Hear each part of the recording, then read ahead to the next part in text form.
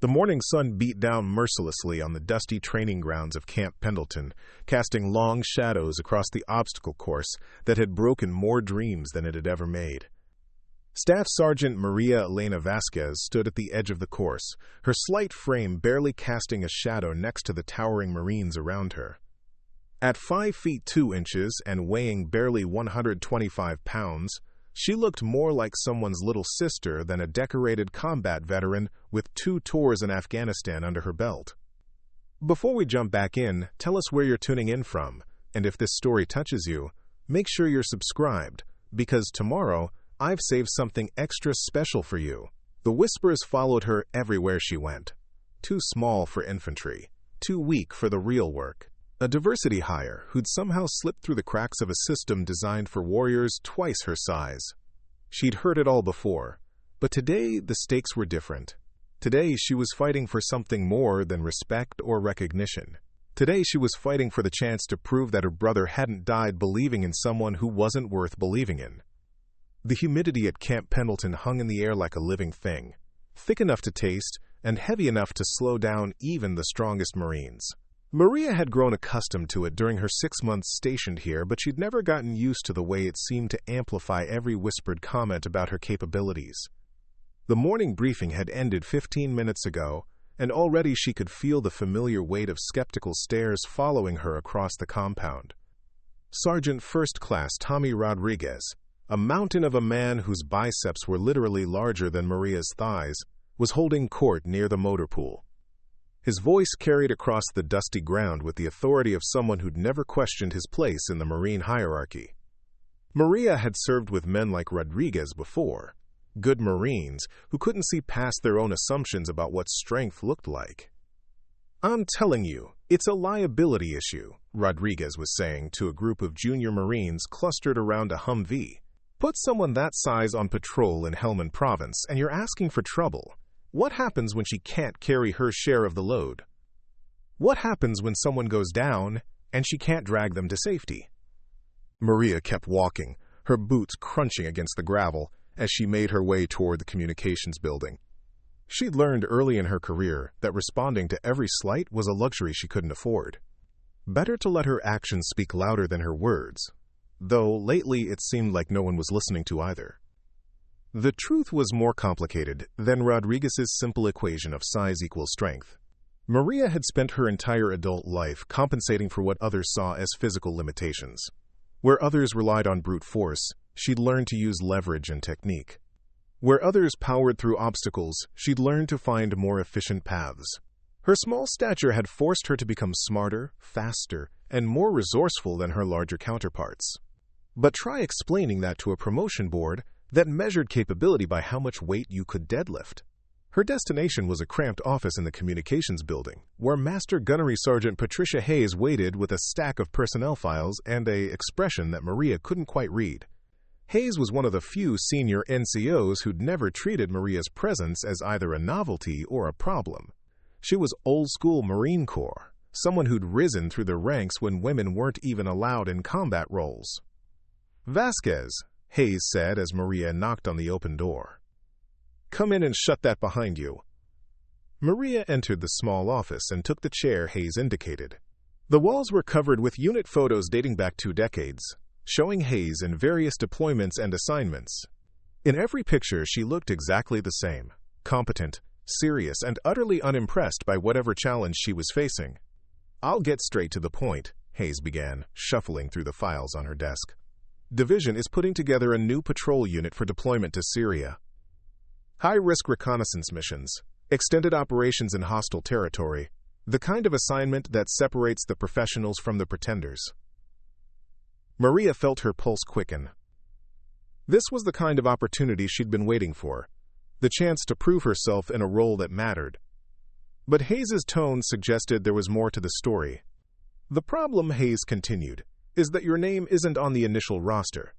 According to Lieutenant Colonel Morrison, your physical fitness scores don't meet the enhanced requirements for this type of mission." The words hit Maria like a physical blow.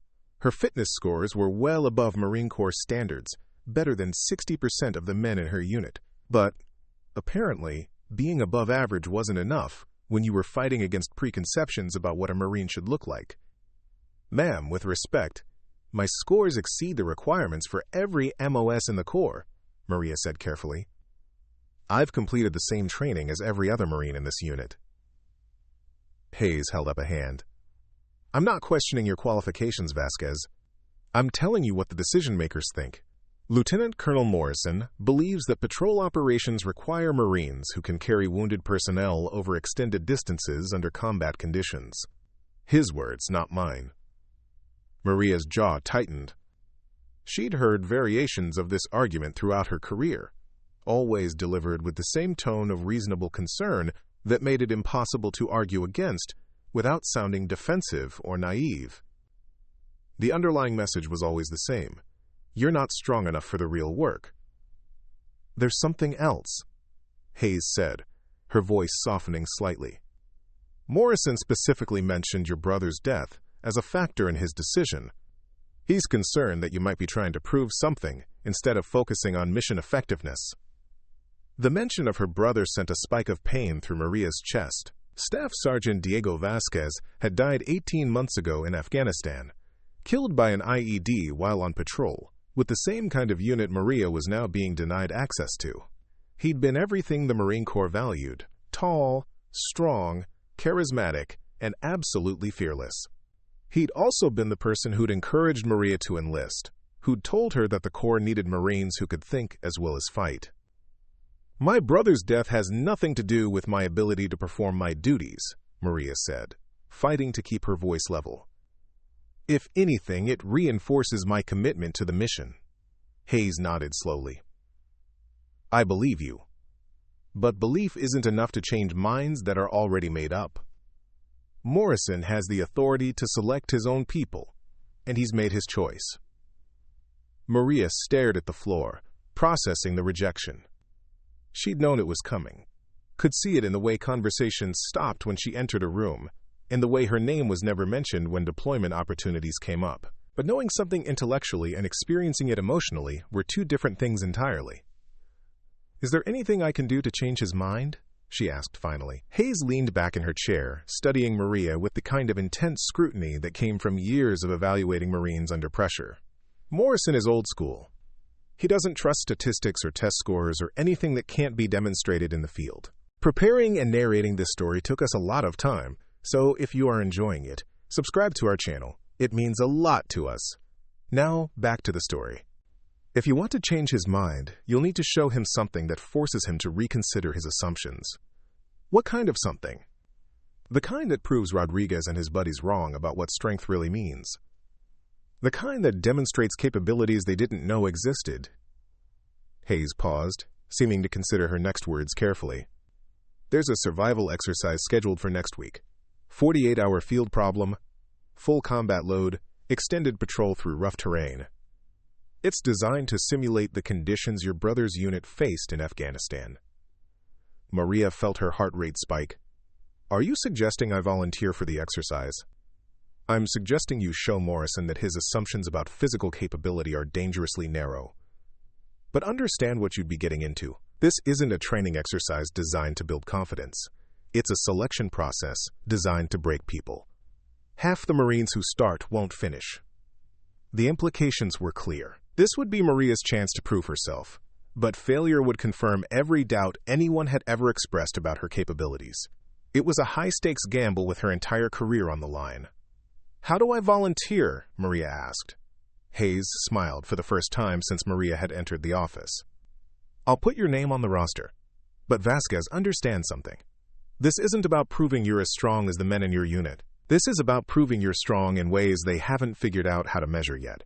As Maria left Hayes' office, she felt the familiar mixture of determination and anxiety that had driven her through every challenge of her military career. The survival exercise would be her opportunity to demonstrate that strength came in many forms, that the ability to endure and adapt could be more valuable than raw physical power. She made her way back across the compound, passing the same groups of Marines who'd been discussing her limitations earlier. Rodriguez was still holding court near the motor pool, but his audience had shifted to a discussion of weekend liberty plans. The conversation about Maria's unsuitability for combat roles had moved on to other topics, as if her career and capabilities were just another piece of gossip to be consumed and discarded. That evening, Maria sat in her small room in the barracks, cleaning her gear and mentally preparing for the challenge ahead. The walls were bare except for a single photograph. Her and Diego at his graduation from boot camp, both of them grinning with the confidence of people who believed the Marine Corps would always have room for those willing to earn their place through hard work and dedication. Diego had been wrong about that, at least partially. The Marine Corps did have room for hard workers, but it also had room for prejudice and assumption, and the kind of thinking that reduced complex human capabilities to simple physical measurements. Maria had spent her career navigating the gap between the Corps' stated values and its practiced reality, finding ways to excel despite the limitations others placed on her potential. The survival exercise would be different. For 48 hours, there would be no politics or preconceptions, no whispered conversations about diversity hires or physical limitations. There would only be the mission, the terrain, and her ability to endure whatever challenges the instructors designed to break her.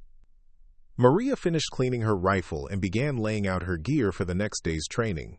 Each piece of equipment had been selected and modified based on years of experience, optimized for her specific physical capabilities and operational requirements. Where other Marines carried standard-issue gear, she carried equipment that had been carefully chosen to maximize efficiency while minimizing weight. Her rucksack was a civilian ultralight model that weighed half as much as the standard Marine pack while carrying the same load. Her water purification system was a compact unit that other Marines dismissed as too complicated, but which could process twice as much water in half the time. Every item in her kit represented hours of research and experimentation, the kind of attention to detail that came from knowing she couldn't afford to be just as good as everyone else. She had to be better. The next morning brought the usual routine of physical training, equipment maintenance, and administrative tasks that filled the days between deployments. Maria moved through her duties with practiced efficiency, but her mind was already focused on the survival exercise. She'd requested the training manual from Hayes and spent her free time studying the terrain maps and operational parameters. The exercise would cover 60 miles of Southern California wilderness, from the desert training areas near 29 Palms to the mountain forests of the Cleveland National Forest. Marines would be required to navigate using map and compass, find and purify their own water, and complete a series of tactical problems designed to simulate combat conditions. The final challenge would be a forced march through mountainous terrain while carrying a simulated casualty. It was the kind of comprehensive test that separated Marines who looked good on paper from those who could perform under real-world conditions. Maria had excelled in every individual component during her training, but she'd never been tested on this scale, never had to prove her capabilities while carrying a full combat load across 60 miles of unforgiving terrain. The doubts that had plagued her throughout her career began to resurface. What if Rodriguez was right? What if her physical limitations really did make her a liability in combat situations? What if her brother's faith in her had been misplaced? She pushed the thoughts aside with the discipline that had carried her through 2 combat deployments. Self-doubt was a luxury she couldn't afford, especially not now when everything she'd worked for was on the line. The Marine Corps had taught her that courage wasn't the absence of fear, it was the ability to function effectively despite being afraid. That afternoon, Maria received notification that her request to participate in the survival exercise had been approved. Along with the approval came a roster of the other Marines who would be participating. 24 of the most physically capable Marines on the base, including Rodriguez and several members of the unit she'd been excluded from. The message was clear. This wasn't just a training exercise, it was a public test of her qualifications. Every Marine on the base would be watching to see if the small woman who'd been denied a combat role could measure up to the standards expected of real warriors. Maria felt a familiar surge of determination. She'd been underestimated her entire career, dismissed as too small or too weak or too different to succeed in a world designed for people unlike her. But each time someone had written her off, she'd found a way to prove them wrong. This time would be no different. The survival exercise was scheduled to begin in 5 days, giving her time to make final preparations and mental adjustments. Maria used the time to fine-tune her equipment loadout, practice navigation techniques, and study the biographies of other small-statured individuals who'd achieved success in physically demanding fields. She read about mountain climbers who'd conquered peaks that defeated much larger expeditions, about endurance athletes who'd won ultramarathons despite being outweighed by their competitors by 50 pounds or more. The common thread in all their stories was the same.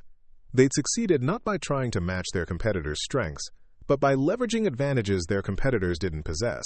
Speed over power, efficiency over brute force, mental toughness over physical intimidation. As the exercise approached, Maria began to feel a calm confidence she hadn't experienced in months. She'd spent her career trying to prove she belonged in a system that questioned her presence. Now she had the opportunity to demonstrate that the system's measurements of worth were incomplete, that there were forms of strength that couldn't be captured by fitness tests or physical requirements. The night before the exercise, Maria called her mother in San Antonio. Elena Vasquez had raised 3 children as a single parent, working double shifts as a nurse to keep them fed and clothed and focused on their futures. She'd taught Maria that obstacles were just problems waiting to be solved, that limitations were often just failures of imagination. "Mija," her mother said after Maria explained what she was facing, "you've been proving people wrong your whole life. This is just one more test, and you've never failed a test yet." After the call, Maria sat alone in her room, looking at the photograph of her and Diego. Her brother had believed she could succeed anywhere the Marine Corps was willing to send her. Tomorrow, she would find out if that belief was justified, or if the critics who'd questioned her presence had been right all along. The survival exercise would be her chance to honor Diego's memory, while proving that strength came in many forms. It would be her opportunity to show that the Marine Corps' definition of capability was too narrow, too focused on traditional measures of physical power to recognize other forms of effectiveness. Most importantly, it would be her chance to prove to herself that she belonged, not because others said she did, but because she'd earned the right to be there through competence, determination, and the kind of courage that had nothing to do with physical size. As she prepared for sleep, Maria felt the familiar pre-mission calm that had sustained her through 2 combat deployments. Tomorrow would bring challenges designed to break her, obstacles intended to expose her limitations, and tests that would push her beyond anything she'd previously endured.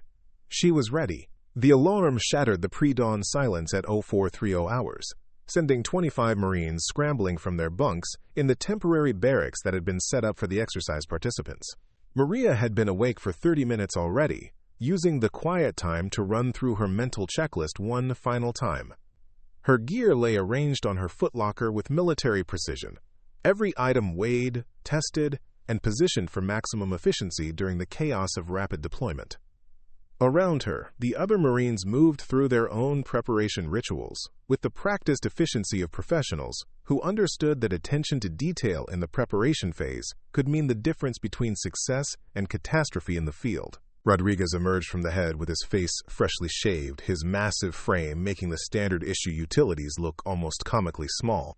He caught sight of Maria adjusting the straps on her rucksack and shook his head with what might have been pity or amusement. "Last chance to back out, Vasquez," he said quietly, his voice carrying just enough volume for the Marines nearby to hear.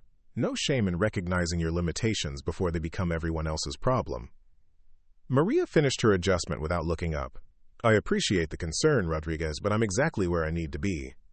The response drew a few chuckles from Marines who were still getting used to the idea of Maria participating in an exercise designed to test the physical and mental limits of the Corps' most capable personnel. She'd learned long ago that defending herself verbally often created more problems than it solved, but sometimes a simple statement of fact was more effective than any argument. Staff Sergeant Kevin Mitchell, the exercise coordinator, entered the barracks carrying a clipboard and wearing the kind of expression that suggested the next 48 hours were going to test everyone involved in ways they hadn't anticipated. Mitchell had a reputation for designing training scenarios that pushed Marines beyond their comfort zones, and his presence as coordinator suggested that this exercise would be particularly challenging. "Listen up," Mitchell announced, his voice cutting through the morning preparations. "Transportation leaves in 15 minutes. Anyone not on that truck doesn't participate, and anyone who starts this exercise better be prepared to finish it. We're not running a summer camp here." The implication was clear. This was the last opportunity for anyone to reconsider their participation without facing official consequences. Maria glanced around the barracks and noticed that several Marines were moving with less confidence than they'd shown the previous evening. The reality of what they were about to attempt was beginning to sink in. The truck ride to the starting point took 45 minutes, winding through Southern California terrain that transitioned from suburban sprawl to increasingly wild and unforgiving landscape. Maria used the time to study her fellow participants, noting who seemed relaxed and who was showing signs of pre-exercise anxiety. She'd learned in Afghanistan that observing other Marines' mental state could provide valuable intelligence about how they might perform under stress. Corporal James Washington sat across from her, a soft-spoken Marine from Detroit who'd earned a reputation for exceptional marksmanship and steady performance under pressure. Washington had never treated Maria's presence as unusual or problematic, approaching their professional relationship with the kind of straightforward competence that made him effective in any situation. "You nervous?" Washington asked quietly, his question directed at Maria but spoken softly enough that other Marines couldn't easily overhear. "Focused," Maria replied. "Nervousness is just energy that needs direction." Washington nodded approvingly. "My grandfather used to say something similar. Fear means you're paying attention to the right things." The conversation was interrupted by the truck lurching to a stop at what appeared to be an empty stretch of desert, marked only by a small concrete building and a communications antenna. Mitchell stood up in the truck bed and addressed the assembled Marines with the tone of someone delivering operational orders rather than training instructions. "This is your insertion point," he announced. "From here, you'll navigate 60 miles of varied terrain using only map and compass. No GPS, no cell phones, no external communication except for emergency situations that threaten life or limb. You have 48 hours to reach the extraction point, complete all assigned tactical problems, and demonstrate that you can function effectively as Marines regardless of conditions." He paused to let the scope of the challenge sink in. 60 miles in 48 hours with a full combat load was ambitious even for Marines in peak physical condition. Adding navigation challenges and tactical problems would push everyone to their limits. "Each of you has been assigned a different route with unique checkpoints and challenges," Mitchell continued. "This isn't a group exercise, it's an individual test of your capabilities. Help each other if circumstances require it, but understand that your evaluation is based on your personal performance." Maria felt a mixture of relief and apprehension at the news that routes would be individualized. On one hand, it meant she wouldn't have to worry about keeping up with Marines who might be faster on flat terrain. On the other hand, it meant she'd be facing the challenge largely alone, without the support network that had helped her succeed in previous group exercises. Mitchell began distributing sealed envelopes containing route information, maps, and specific instructions for each Marine's individual challenge. When he reached Maria, he handed her the envelope without comment, but she noticed his eyes linger on her for a moment longer than strictly necessary.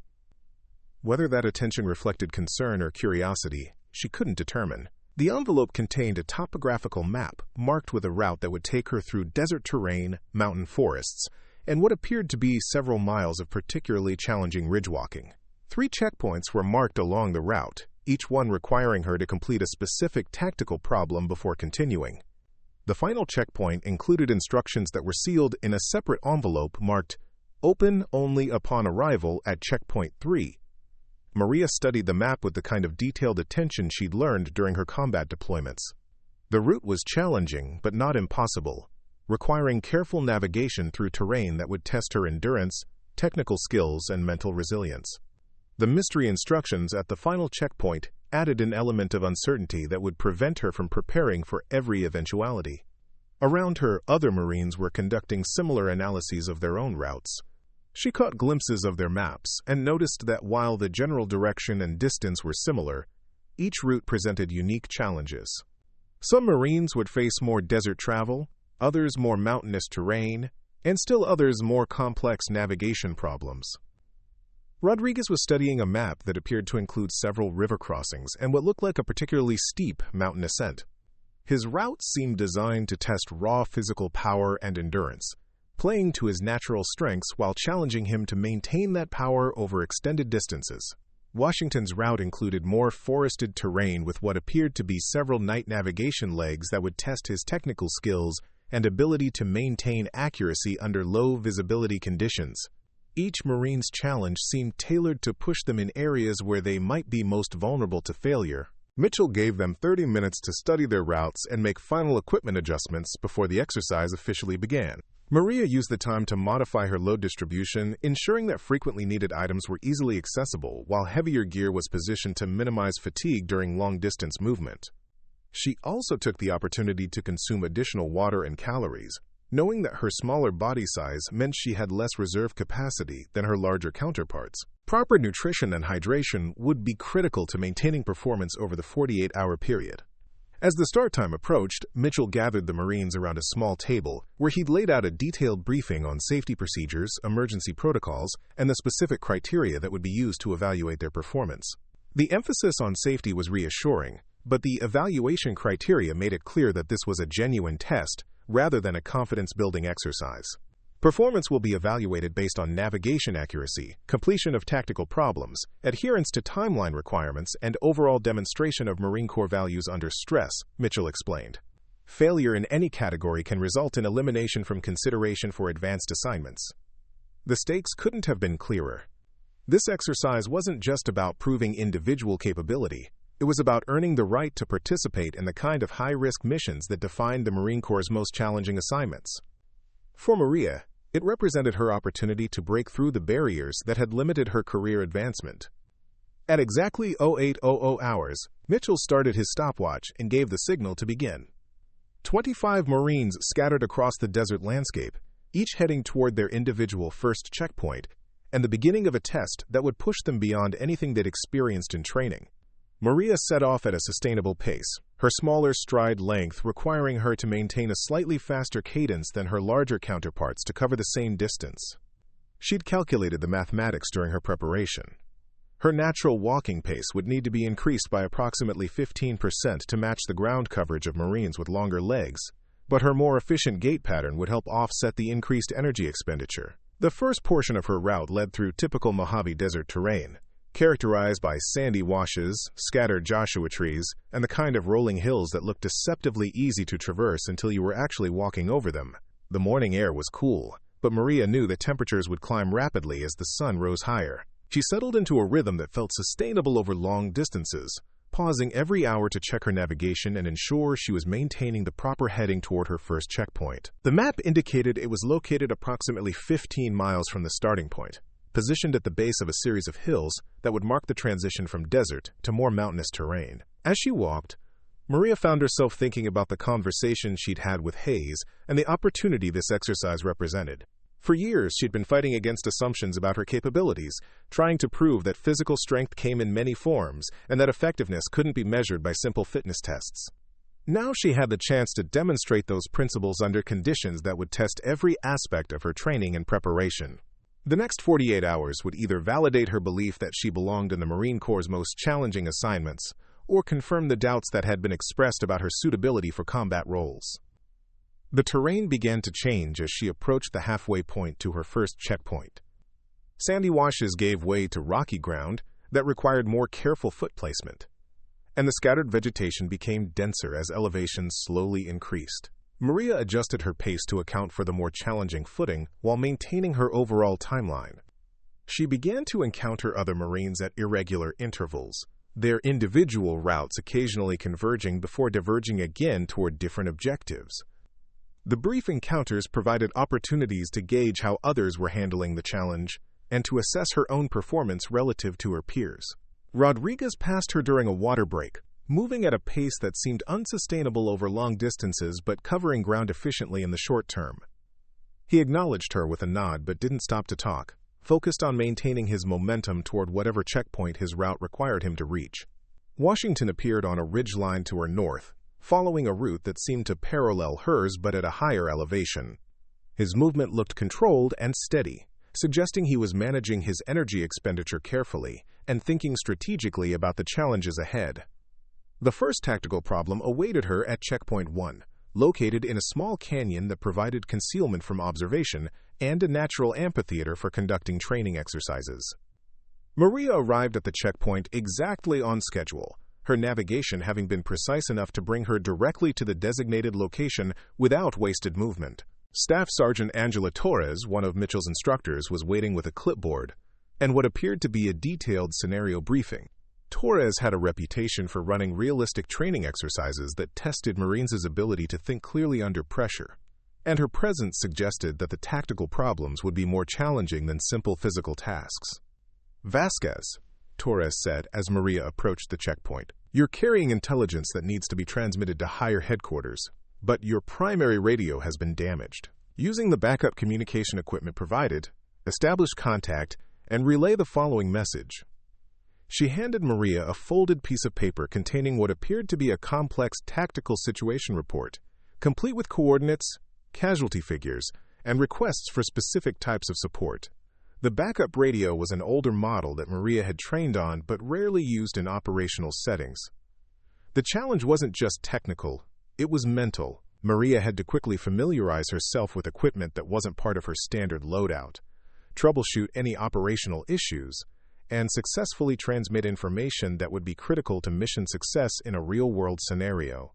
She spent 15 minutes working through the communication problem, eventually establishing contact with the base station and successfully transmitting the required information. Torres noted her performance on the clipboard with what might have been approval, though her expression remained neutral throughout the evaluation. Checkpoint 1 complete, Torres announced. Your next objective is marked on your map. Be aware that weather conditions are deteriorating, and you may encounter challenges not present during your initial planning.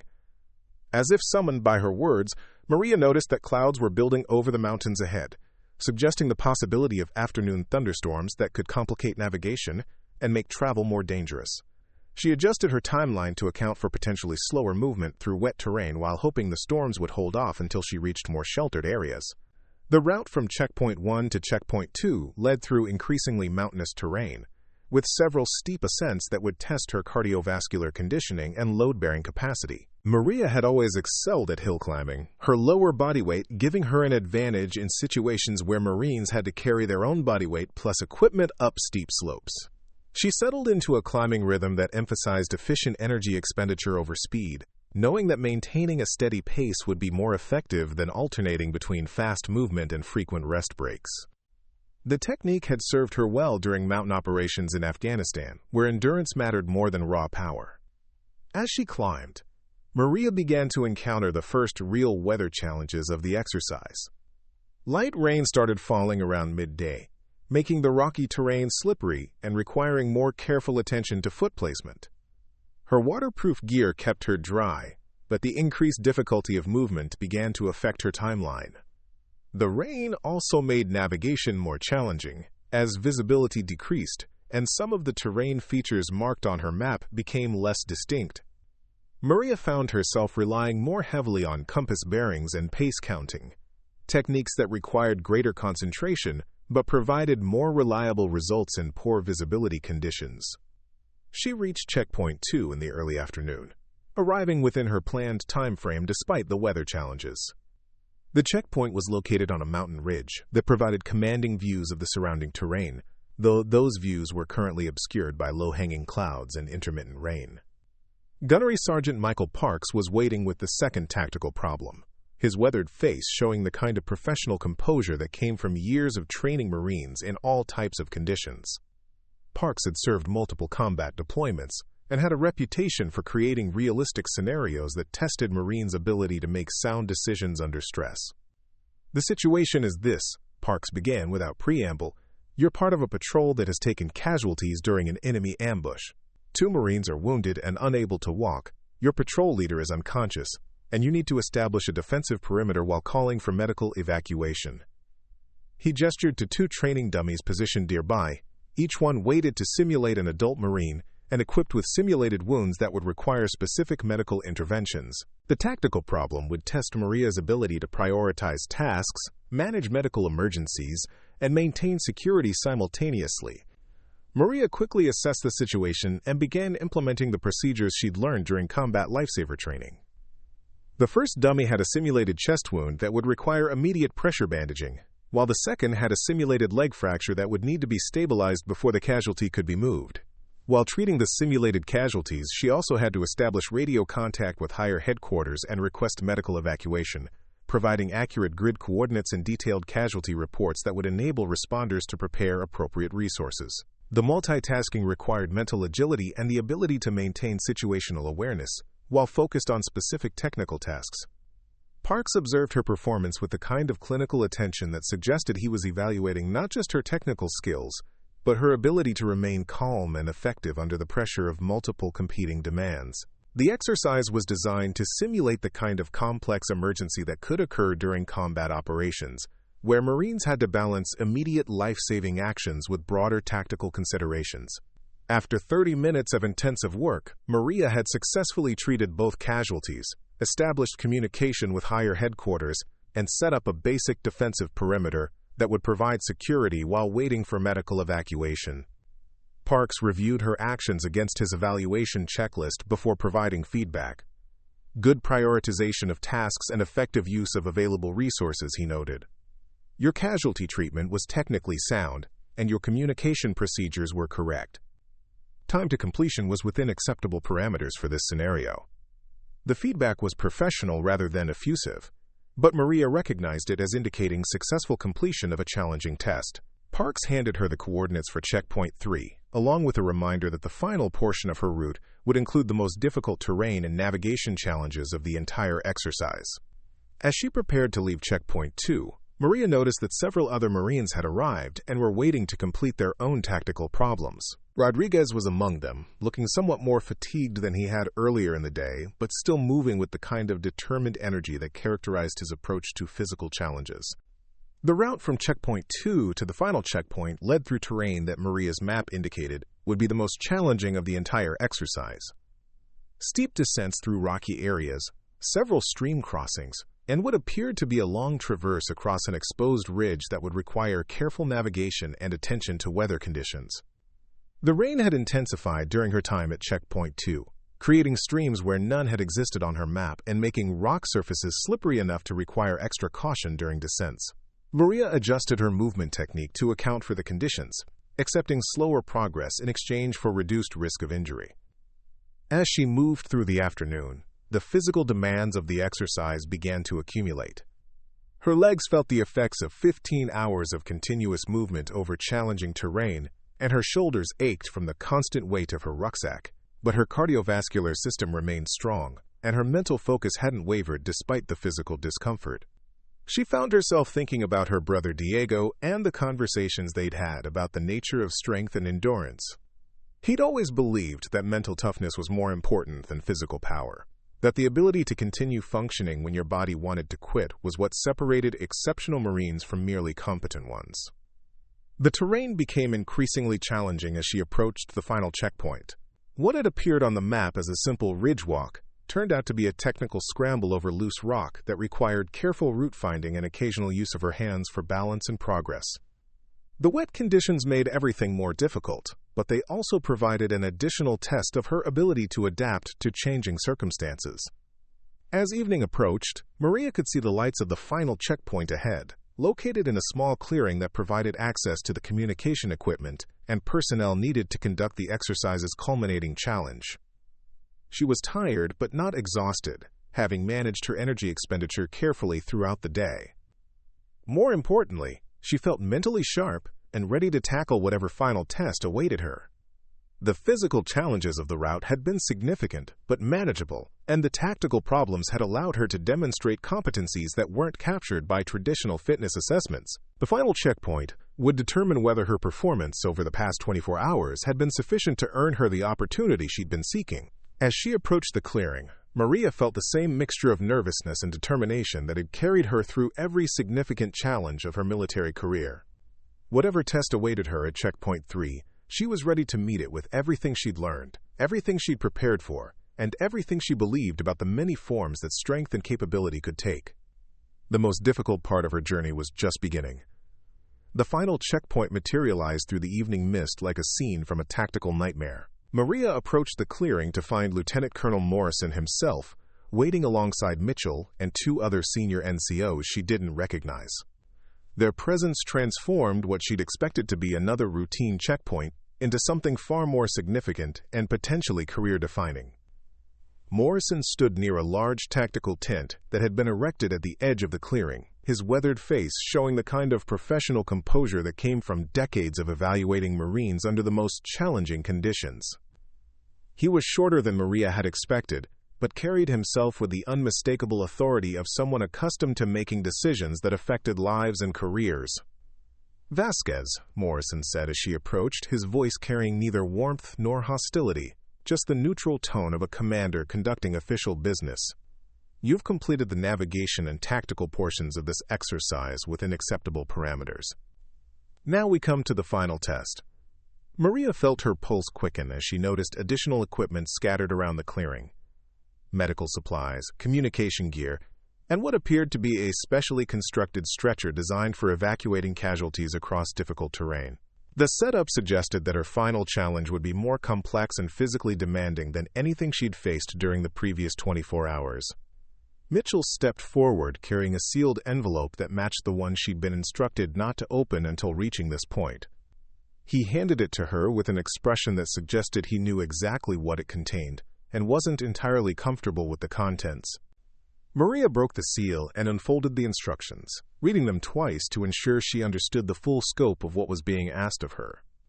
The final test was elegantly simple in its description, but terrifyingly complex in its implications. She was required to transport a simulated casualty weighing 300 pounds across 5 miles of mountainous terrain to a designated extraction point.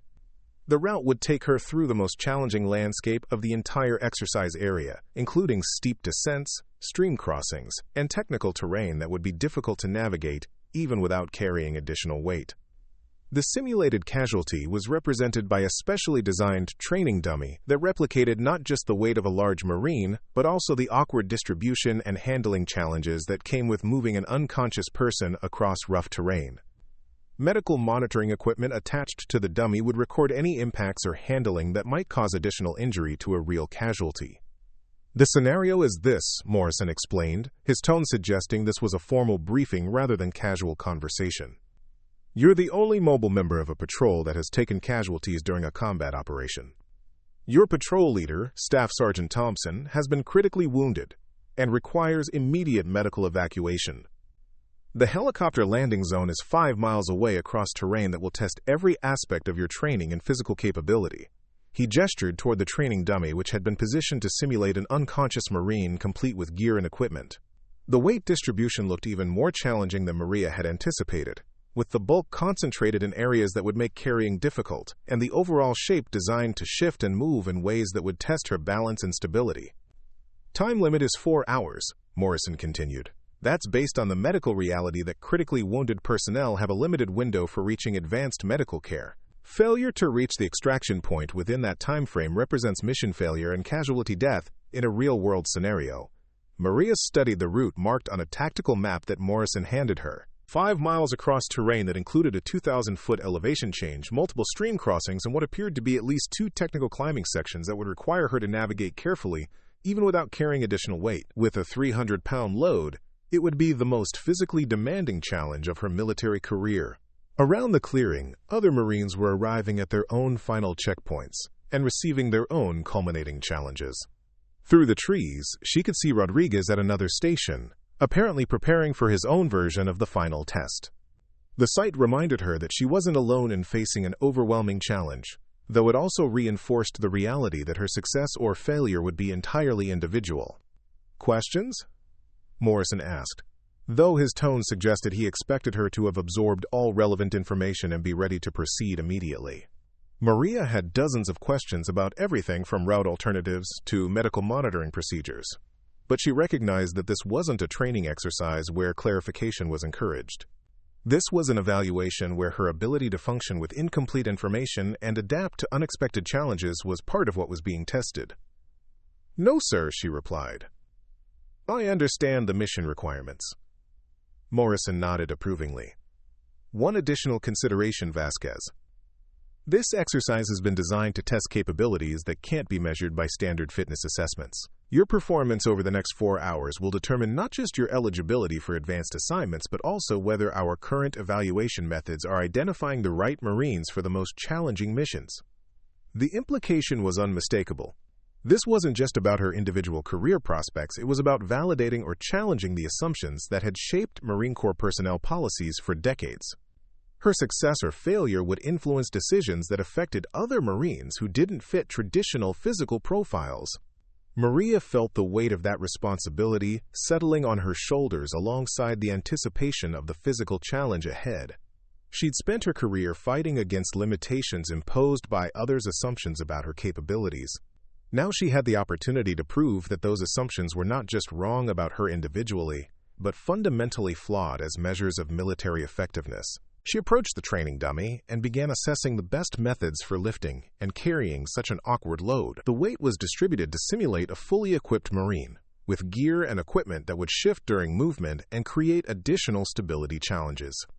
Traditional carrying techniques that worked for lighter loads would be inadequate for this challenge. After several minutes of experimentation, Maria settled on a modified fireman's carry that distributed the weight across her shoulders and back while keeping her center of gravity as stable as possible. The technique required her to support the dummy's weight primarily through her legs and core muscles, areas where she developed exceptional strength through years of focused training. Morrison started his stopwatch as Maria lifted the dummy and began moving toward the trailhead that marked the beginning of her route to the extraction point. The immediate challenge was adapting her normal walking pace and rhythm to accommodate the additional weight and altered balance, while maintaining the speed necessary to complete the route within the 4-hour time limit. The first portion of the route led downhill through a series of switchbacks that would normally be easy to navigate but became treacherous when carrying a 300-pound load that wanted to pull her forward and off balance. Maria quickly learned to lean back slightly and take shorter steps, using her hiking poles for additional stability while fighting the constant threat of momentum carrying her faster than she could safely control. The medical monitoring equipment attached to the dummy provided constant feedback about her handling techniques, beeping softly when impacts or movements exceeded parameters that would cause additional injury to a real casualty. The feedback forced her to balance speed with careful handling, adding another layer of complexity to an already overwhelming challenge. As she moved through the evening darkness, Maria found herself drawing on every technique she'd learned during her military career and civilian athletic pursuits. Rock climbing had taught her how to move efficiently while carrying extra weight. Backpacking had shown her how to maintain endurance over long distances with heavy loads. Combat training had developed her ability to function effectively when physically and mentally exhausted. But nothing had prepared her for the specific combination of challenges presented by carrying a 300-pound simulated casualty across 5 miles of technical terrain within a strict time limit. Every step required conscious attention to foot placement, balance, and route selection. Every minute demanded careful energy management to ensure she could maintain performance throughout the 4-hour window. The first major obstacle came at mile 2, where the route descended steeply toward a stream crossing that would require her to maintain stability while navigating wet rocks and potentially swift-moving water. Maria paused at the top of the descent to study the terrain and plan her approach, knowing that a mistake here could end the exercise in injury or mission failure. She adjusted her carrying position to lower the dummy's center of gravity and began the descent using a technique that emphasized controlled movement over speed. Each step was carefully placed and tested before committing her full weight, while her hiking poles provided additional points of contact with the increasingly treacherous terrain. The stream crossing itself presented a complex problem in risk management and technical execution. The water was deeper and faster moving than her map had indicated, probably due to the afternoon rain that had fallen throughout the day. Crossing while carrying 300 pounds of additional weight would require perfect balance and timing. Maria spent several minutes studying the stream and identifying the safest route across, eventually selecting a path that used several large rocks as stepping stones, while providing multiple options for recovery if her balance was compromised. The crossing took nearly 15 minutes of careful movement, but she successfully reached the far bank without dropping the dummy or compromising its medical monitoring equipment. As she resumed movement beyond the stream, Maria began to feel the cumulative effects of carrying such a heavy load across challenging terrain. Her shoulders ached from the constant pressure of the dummy's weight, and her legs were beginning to show signs of fatigue from the additional workload. But her cardiovascular system remained strong, and her mental focus hadn't wavered despite the physical discomfort. The route continued uphill from the stream crossing, presenting a different set of challenges as she fought gravity and her own exhaustion to maintain progress toward the extraction point.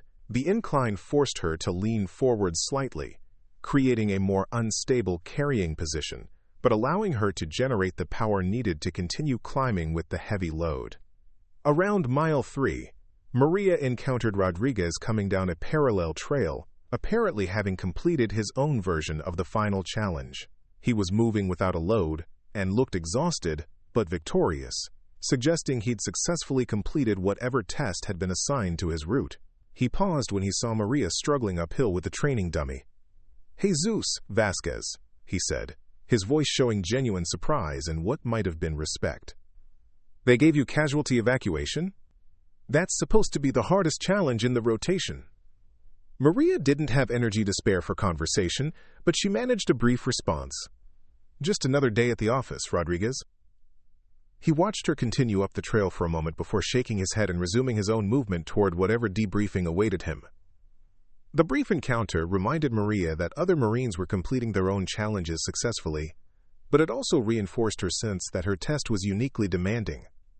The 4th mile brought Maria to the most technical terrain of the entire route, where she had to navigate a series of rock formations that required occasional use of her hands for balance and progress. Carrying the training dummy made these sections exponentially more difficult, forcing her to find creative solutions for maintaining 3 points of contact while supporting 300 pounds of additional weight. She developed a technique that involved temporarily securing the dummy in stable positions while she moved through the most difficult sections, then carefully repositioning it for the next phase of movement. The process was time-consuming but safer than attempting to carry the full load through terrain that was challenging enough when traveling light. As she worked through the technical sections, Maria began to understand why this particular challenge had been selected as her final test. It wasn't just about physical strength or endurance, though both were required. It was about problem-solving under pressure, adapting to unexpected challenges, and maintaining effectiveness when traditional approaches weren't sufficient. The test was designed to evaluate exactly the kind of capabilities that couldn't be measured by standard fitness assessments, but were critical for success in real-world operations. Maria's smaller size forced her to develop techniques that larger Marines might never need, but those same techniques made her more adaptable when standard approaches didn't work. Mile 5 began with a technical descent that would have been challenging without a load and became genuinely dangerous when carrying a 300-pound training dummy across increasingly unstable terrain. Maria could see the extraction point below, marked by lights and what appeared to be personnel waiting to receive her simulated casualty, but the final approach would test every skill she'd developed over the course of her military career. She began the descent using a controlled sliding technique that allowed her to maintain stability while managing the dummy's weight and momentum. The medical monitoring equipment provided constant feedback about her handling, ensuring she couldn't sacrifice casualty care for speed or convenience.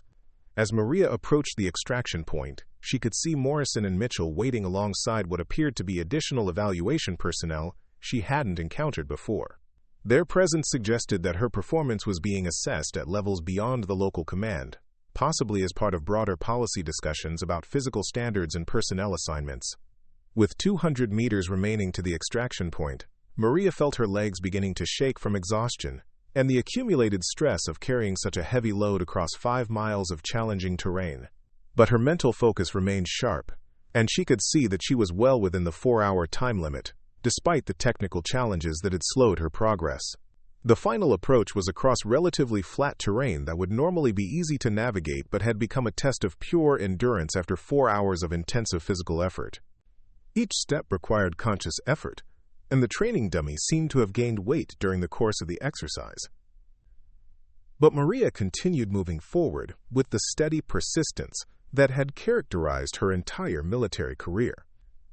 She'd learned long ago that success often came down to the simple willingness to continue functioning when everything in her body wanted to quit. She reached the extraction point, with 47 minutes remaining on the 4-hour time limit, carefully lowering the training dummy onto a medical stretcher while evaluation personnel recorded her arrival time and checked the medical monitoring equipment for signs of mishandling during transport. Morrison approached as she stood catching her breath, his expression showing what might have been surprise or approval. The neutrality he'd maintained throughout the exercise had been replaced by something that looked suspiciously like respect. "Time to completion, 3 hours and 13 minutes, he announced. Medical monitoring shows no impacts or handling that would have compromised casualty care. Navigation accuracy was within acceptable parameters throughout the route." Maria nodded, too exhausted for any response beyond professional acknowledgement of the results. But internally, she felt a surge of satisfaction that had nothing to do with beating a time limit, and everything to do with proving that her approach to challenging situations was not just adequate, but superior to what anyone had expected. Mitchell approached with what appeared to be final evaluation paperwork, and an expression that suggested her performance had exceeded his expectations as well. "Outstanding work, Vasquez. I've been coordinating these exercises for 8 years, and I've never seen anyone complete the casualty evacuation challenge with that kind of technical precision and time management." As Maria began the process of post-exercise procedures, she noticed other Marines arriving at various extraction points around the training area. Some looked successful and satisfied with their performance, while others appeared to have struggled with whatever challenges they'd been assigned. Rodriguez appeared at a nearby extraction point, looking exhausted but victorious. When he saw Maria, he approached with an expression that showed genuine respect for what she'd accomplished. "I heard Morrison talking to the evaluation team," he said quietly. "He said your performance was the most technically proficient casualty evacuation he'd seen in 20 years of Marine Corps service. Said it proved that current physical standards might be missing critical capabilities." The comment confirmed what Maria had suspected about the broader implications of her test. This hadn't just been about her individual qualifications for advanced assignments. It had been about validating an entirely different approach to measuring military effectiveness. As the formal debriefing began, Morrison addressed the assembled Marines with the tone of someone delivering conclusions that would influence policy decisions beyond their immediate unit. The exercise had been designed to test assumptions about physical capability and operational effectiveness, and the results would inform recommendations about personnel standards and assignment policies. "Over the past 48 hours, you've demonstrated that military effectiveness comes in many forms," Morrison began. "Some of you succeeded through raw physical power, others through technical skill, and still others through mental toughness and adaptability. The most successful performances combined multiple approaches rather than relying on any single capability." He looked directly at Maria as he continued. "Staff Sergeant Vasquez has demonstrated that current physical standards may be inadequate for identifying Marines who can perform effectively under the most challenging operational conditions. Her performance during this exercise exceeded every metric we use to evaluate readiness for advanced assignments." The formal recognition felt surreal after years of fighting against assumptions about her limitations. But more important than personal validation was the possibility that her success might open doors for other Marines who didn't fit traditional physical profiles but possessed capabilities that were equally valuable. During the individual debriefing that followed, Morrison provided specific feedback about her performance and its implications for her career progression. The Advanced Reconnaissance Unit that had previously been closed to her would now be available, along with other assignments that required the kind of adaptability and technical skill she'd demonstrated. "Your brother would be proud," Morrison said as the debriefing concluded. "He always believed the Marine Corps needed people who could think as well as fight. You've proven that point more effectively than any argument could." The mention of Diego brought tears to Maria's eyes, but they were tears of satisfaction rather than grief. She'd honored his memory by refusing to accept limitations imposed by others' narrow definitions of capability. More importantly, she'd opened a path for other Marines who might face similar challenges in proving their worth. As Maria prepared for the transport back to Camp Pendleton, she reflected on the transformation that had occurred over the past 48 hours.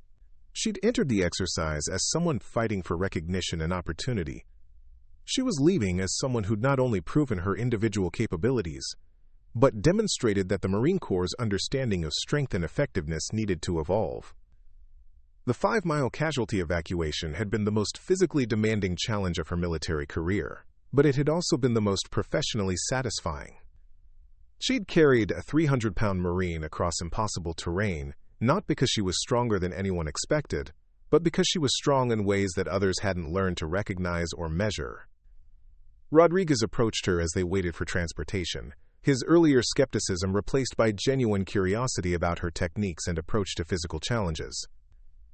The conversation that followed was the first time a peer had asked her opinion about training methods rather than questioning her presence or capabilities. "I've been thinking about what you did out there," Rodriguez said. "I couldn't have carried that load 5 miles using standard techniques. How did you figure out the modifications?" Maria found herself explaining the biomechanics of load distribution, the importance of technique over raw power, and the mental strategies that had sustained her through the most difficult portions of the challenge. It was the kind of professional discussion she'd always wanted to have but had rarely been offered the opportunity to engage in. As the transport vehicle arrived to take them back to base, Maria looked back at the mountains where she'd spent the past 2 days, proving that strength came in many forms, and that the Marine Corps' most challenging missions required capabilities that couldn't be captured by traditional measurements. She'd carried a 300-pound Marine 5 miles across impossible terrain, but more importantly, she'd carried the hopes of every Marine who'd ever been told they weren't strong enough, fast enough, or tough enough to succeed in the Corps' most demanding roles. The ghost of her brother Diego seemed to ride alongside her as the vehicle headed toward Camp Pendleton, carrying her toward a future filled with opportunities that had been earned through competence, determination, and the kind of courage that had nothing to do with physical size. Maria Vasquez had proven that they'd all been wrong about what strength really meant, and she was just getting started. 6 months after the survival exercise that redefined her career, Staff Sergeant Maria Vasquez stood in the briefing room at Forward Operating Base Granite in eastern Syria, studying satellite imagery that would determine the success or failure of her team's most critical mission to date. The reconnaissance unit she now led consisted of 8 Marines who'd been selected not just for their physical capabilities, but for their demonstrated ability to adapt and overcome challenges that couldn't be solved through conventional approaches. The transformation in her professional life had been dramatic and swift. Within weeks of completing the Casualty Evacuation Challenge, Maria had been reassigned to the Marine Corps Elite Force Reconnaissance Unit and fast-tracked through advanced training programs that emphasized technical skills, mental adaptability, and the kind of creative problem-solving that had characterized her performance during the exercise.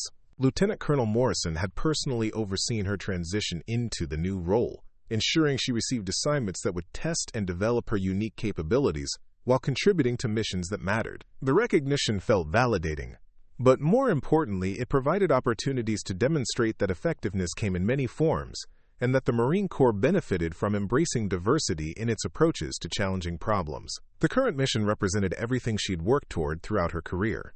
Intelligence indicated that a high-value target was operating from a compound located in mountainous terrain that would be nearly impossible to approach using conventional tactics. The target's location offered excellent defensive advantages and multiple escape routes that would make traditional assault operations extremely difficult. But Maria's team had been selected specifically because they specialized in the kind of unconventional approaches that might succeed where standard tactics would fail. Their mission was to conduct close reconnaissance of the target compound, gather intelligence about defensive positions and personnel patterns, and provide targeting information that would enable a precision strike operation. The challenge was getting close enough to the compound to conduct effective reconnaissance without being detected by security forces that were specifically watching for traditional military approaches. The terrain surrounding the target was characterized by steep, rocky slopes, dense vegetation, and natural choke points that would channel any approaching force through areas where they could be easily observed and engaged. Maria studied the topographical maps with the kind of detailed attention she'd learned during her years of fighting for recognition and opportunity. The route to the target compound would require her team to move through terrain that was technically challenging, even without carrying full combat loads and communication equipment necessary for their mission. But she could see possibilities that others might miss. Approaches that would take advantage of natural concealment and terrain features that larger forces couldn't exploit. Her smaller stature and the technical climbing skills she developed during years of proving herself in challenging situations would be critical assets for this particular mission. Gunnery Sergeant David Park, her team's senior NCO, approached the map table with the kind of professional confidence that came from years of successful operations in similar environments. Park had initially been skeptical about serving under a Marine who'd been promoted so rapidly, but her performance during training exercises had convinced him that her unconventional background was an asset rather than a liability. The approach routes all look pretty challenging, Park observed, tracing potential paths on the satellite imagery. Standard infiltration techniques would put us in open ground for extended periods. We'd be sitting ducks for anyone with decent observation equipment. Maria nodded, continuing to study the terrain features that might provide alternatives to the obvious approaches. Years of being underestimated had taught her to look for opportunities that others overlooked, to find advantages in situations where conventional wisdom suggested none existed. "What about this ridge system?" she asked, pointing to a series of rocky outcroppings that extended toward the target compound from an unexpected direction. "It's technically challenging, but it would provide concealment and put us above the likely observation positions." Park studied the route she'd indicated, his expression showing the kind of professional interest that came from recognizing a potentially superior tactical solution. The approach would require technical climbing skills and careful movement over exposed terrain, but it would also avoid the choke points where security forces would expect intruders to appear. "That's a hell of a climb," Park said after several minutes of analysis.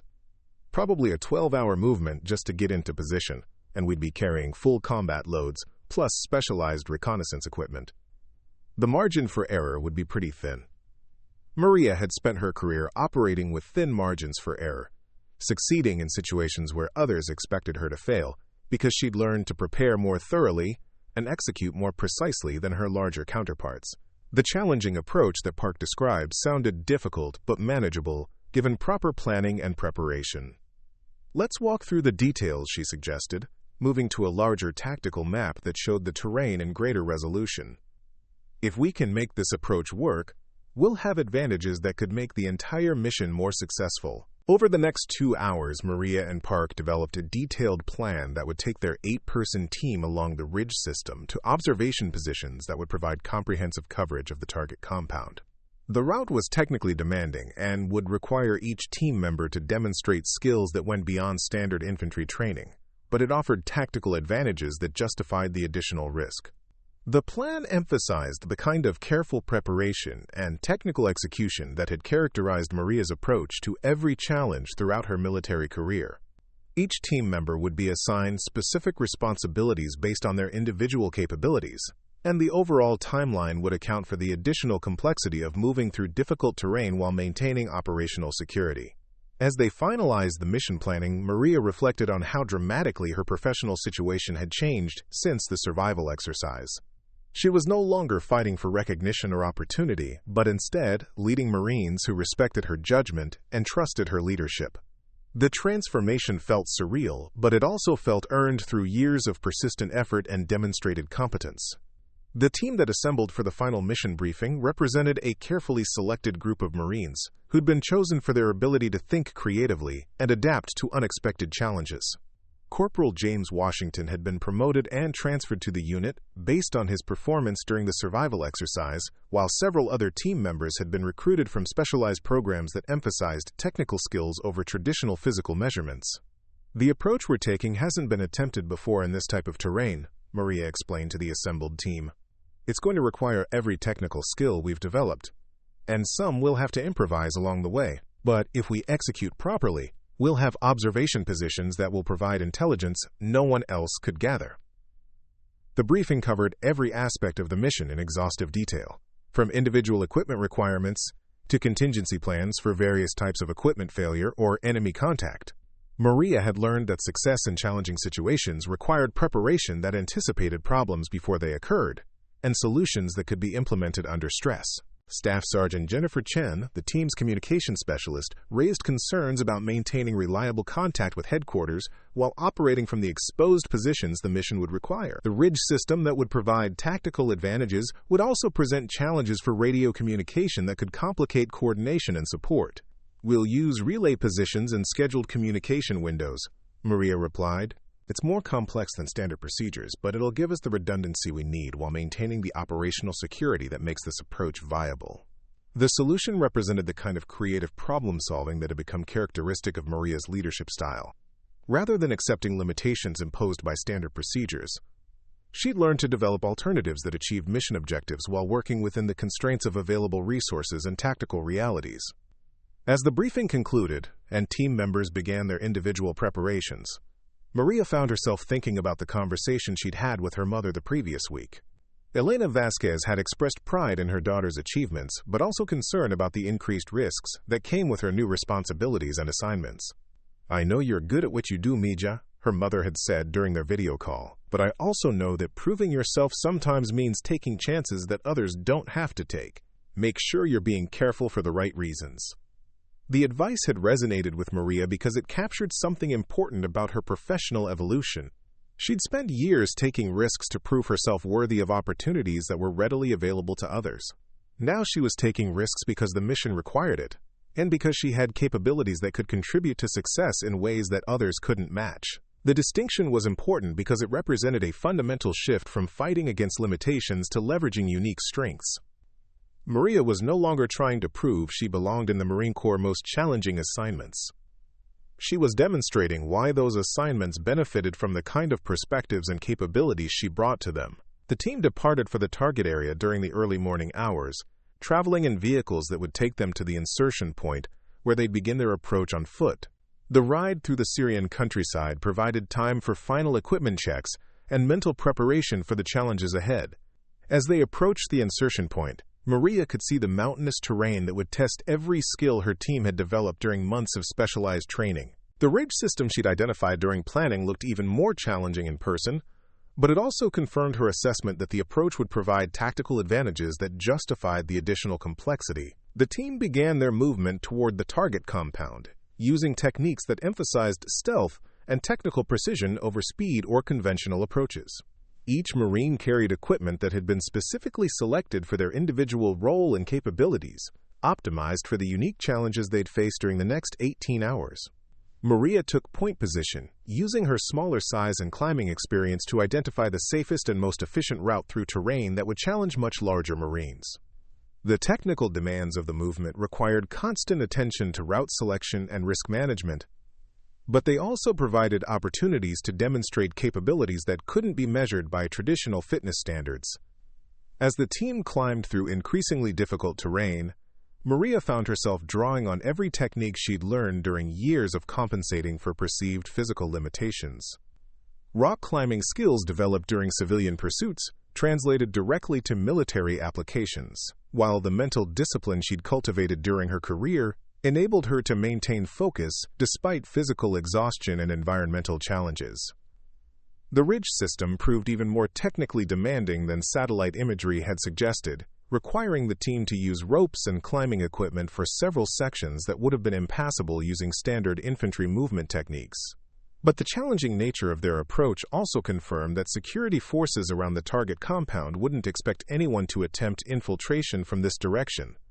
After 8 hours of careful movement through difficult terrain, Maria's team reached observation positions that provided comprehensive coverage of the target compound while remaining concealed from detection by security forces. The intelligence they began gathering immediately validated the tactical advantages of their unconventional approach.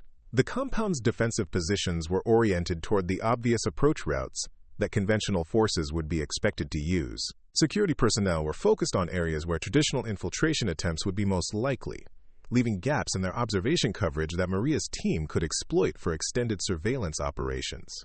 Over the next 12 hours, the team gathered detailed intelligence about personnel patterns, defensive capabilities, and the target's daily routine. The information they collected would enable precision strike operations that could eliminate the high-value target while minimizing risks to both friendly forces and civilian populations in the area. As Maria coordinated the intelligence collection and transmission to higher headquarters, she reflected on the journey that had brought her to this point. The survival exercise that had validated her unconventional capabilities had led to opportunities that were now contributing to successful missions that mattered for national security objectives. But more importantly, her success was opening doors for other Marines who didn't fit traditional profiles but possessed capabilities that were equally valuable. The recognition that effectiveness came in many forms was beginning to influence personnel policies and assignment decisions throughout the Marine Corps. The mission concluded successfully 18 hours after insertion, with Maria's team providing intelligence that enabled a precision strike operation that eliminated the target while avoiding civilian casualties and friendly losses. The success validated not just their individual performance but the broader principle that military effectiveness required diverse approaches and capabilities. During the after-action review that followed their return to base, Lieutenant Colonel Morrison provided feedback that confirmed the strategic importance of what they'd accomplished. The mission had succeeded because they'd approached it with techniques and perspectives that wouldn't have been available to conventional forces. This operation demonstrates why the Marine Corps needs to continue evolving its understanding of capability and effectiveness, Morrison explained. The technical skills and creative problem-solving that characterized this mission are becoming increasingly important for the kinds of challenges we're facing in current operational environments. The recognition felt satisfying, but Maria understood that her individual success was less important than the broader changes it represented. Marines who'd previously been overlooked or underutilized were now being recognized and developed for their unique contributions to mission success. As she prepared for her next assignment, Maria received word that she'd been selected for promotion to gunnery sergeant and assignment to a training command where she'd be responsible for developing unconventional approaches to challenging tactical problems. The opportunity would allow her to influence how future Marines were trained and evaluated. The new assignment represented everything she'd hoped to achieve throughout her career: recognition based on demonstrated competence, opportunities to contribute to important missions, and the chance to help other Marines succeed, despite facing similar challenges to those she'd overcome. Maria's final conversation before departing Syria was with Rodriguez, who'd also been assigned to the region and had followed her career progression with increasing respect and admiration. Their professional relationship had evolved from skepticism to partnership, representing the kind of transformation she hoped to see throughout the Marine Corps. "I've been thinking about that conversation we had after the survival exercise," Rodriguez said as they prepared to leave for different assignments. "You were right about strength coming in different forms. I've learned more about tactical problem-solving from watching your approach than from any training I'd received before." The comment confirmed what Maria had always believed about the importance of diverse perspectives and approaches. Military effectiveness was enhanced when organizations embraced different ways of thinking about and solving challenging problems. As her transport aircraft lifted off from the Syrian base, Maria looked down at terrain that had tested every capability she'd developed throughout her career. The mission she'd just completed had required technical skills, creative thinking, and the kind of mental toughness that couldn't be measured by conventional standards. But it had also demonstrated that Marines who approached challenges differently could contribute to mission success in ways that wouldn't be available through traditional methods. The recognition of that principle was beginning to transform how the Marine Corps identified, developed, and utilized its human resources. Maria thought about her brother Diego and the conversations they'd had about the nature of strength and capability. He believed that the Marine Corps needed people who could think as well as fight, who could find solutions that others missed, and who could succeed through preparation and adaptation rather than just physical power. Her career had proven that belief correct, but more importantly, it had opened paths for other Marines who possessed similar capabilities but different approaches to demonstrating them. The Marine Corps was slowly recognizing that effectiveness came in many forms, and that diversity of thought and technique enhanced, rather than compromised, operational capabilities. The future that stretched ahead would bring new challenges and opportunities, but Maria felt confident that she'd earned her place through demonstrated competence rather than accommodation or exception. She belonged in the Marine Corps' most demanding assignments because she could contribute to mission success in ways that others couldn't duplicate. As the aircraft carried her toward her next assignment, Maria reflected on the transformation that had occurred since that morning when she'd stood at the edge of the obstacle course feeling like an outsider fighting for acceptance. She was no longer fighting against limitations imposed by others' assumptions about her capabilities. Instead, she was leveraging unique strengths to solve problems that mattered, leading Marines who respected her judgment, and contributing to missions that made a difference. The 5-mile casualty evacuation that had changed everything was now just one example of what became possible when organizations learned to recognize and develop capabilities that didn't fit traditional measurements. Maria Vasquez had carried a 300-pound Marine across impossible terrain, but more importantly, she'd carried the hopes and aspirations of every person who'd ever been told they weren't strong enough, fast enough, or tough enough to succeed in demanding fields. The Marine Corps was better because it had learned to embrace different definitions of strength and effectiveness. And Maria was just one example of what became possible when organizations stopped limiting themselves to narrow definitions of capability and started recognizing the full spectrum of human potential. Her story was no longer about proving others wrong about her limitations. It was about demonstrating what became possible when people were evaluated based on what they could accomplish, rather than what others assumed they couldn't do. The aircraft climbed toward cruising altitude, carrying her toward new challenges and opportunities that would test different aspects of her capabilities, while contributing to missions that mattered for reasons beyond personal achievement. Maria had found her place not by becoming someone different, but but by finally being recognized for who she'd always been. A Marine who succeeded through preparation, adaptation, and the kind of strength that came from refusing to accept other people's limitations as her own reality. Up next, you've got 2 more standout stories right on your screen. If this one hit the mark, you won't want to pass these up. Just click and check them out.